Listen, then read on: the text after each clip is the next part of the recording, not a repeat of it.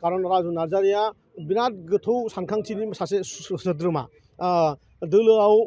ticket मोनाबा दोल हगारनाय बे खामानिखौ राजु नार्जारिया मावनो हाया होननानै आं सानो आरो निष्ठाबान सासे कर्मी हिसाबै बिथाङा जोंनि बे हालामखौ आरो प्रमद बर' बिथांनि आखाइखौ गोरा खालामनायाव लोगोसे होफागोन जों दाबो बिथांखौ फोथायनानै दङ आरो सैथोआ बेनो गोबां माने सानखांथि दङ गोबां सानखांथिनि उनाव जेब्ला सानखांनानै मोनबाय जे जोंहा दलीय भाबै सासे सांग्रांथि आरो सेंग्रा सासे दैदेनगिरि नांगौ खारन एमपि सासेखौ जोङो फाथायखांनायनि उनाव बिनि उनावहाय बिथांनि खामानिया एसे माने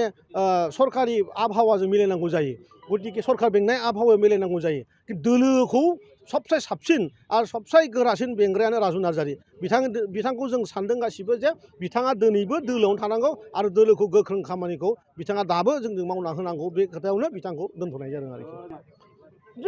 जों बिपिएफ दङ होननानैनो साना आंथ' मिथिया बिपिएफ दङ होननानै आं मिथिया आसलते क'क्राझाराव दं नामा साफा सानै नामा बाक्सायावथ' गैया जोंथ' नुफेरा बिपिएफ होननाय बेवहाय आरो बे जायफोरनि नाम होनदों सोरबाया बुरिबाय सोरबाया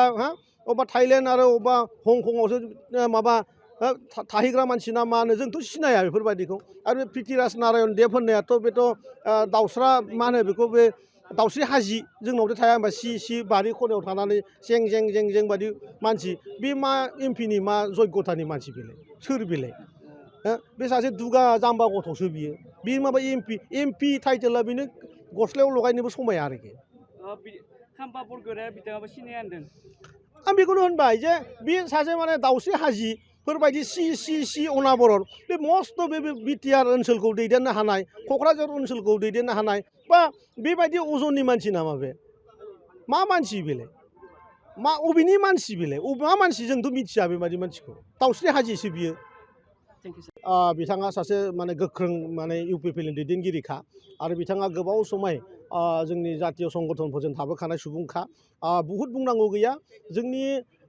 लकसभा जोंनि क'क्राझार समस्तियाव ओरैनोबाबो बेलेग आरो माने जोंजों जुजिनो हानाय सोरबा माने पार्टि दं बेखौ जों सानखालिया आरो सबसे गोनांथि बाथ्राया जाहैबाय बाक्सा डिस्ट्रिक्टआव बिथांमोना जिर' जामारबाय आं गोदोनिफ्राय 2 बोसोर आगोलनिफ्राय जिर'नि बिसोरखौ जिर' खालामगोन होननानै मोनसे अपारेसन सालायदोंमोन दिनै जोबोद माने बिटिआर सरकारनि जोबोद माने गोनांथि दिन दिनै होननानै जों सानो खारन मैयानि दिनाव जोंहा जोंनि क'क्राझार समस्तिनि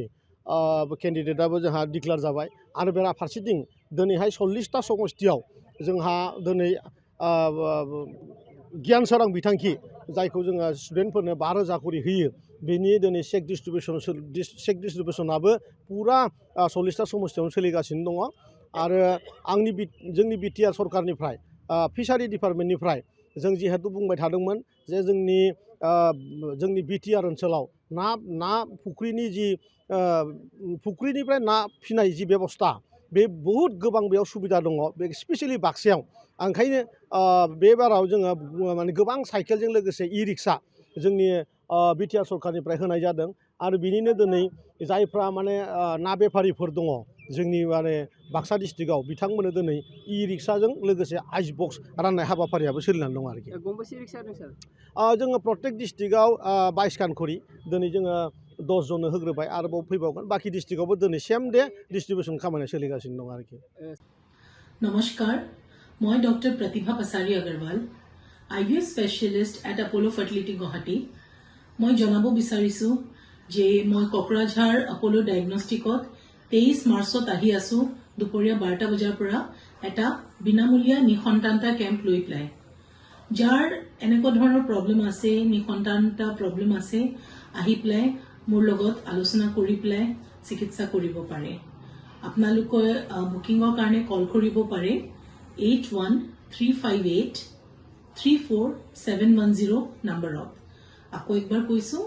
8135834710 ফোন নম্বৰত কল কৰি পেলাই আপোনালোকৰ এপইণ্টমেণ্টটো বুক কৰিব পাৰে ধন্যবাদ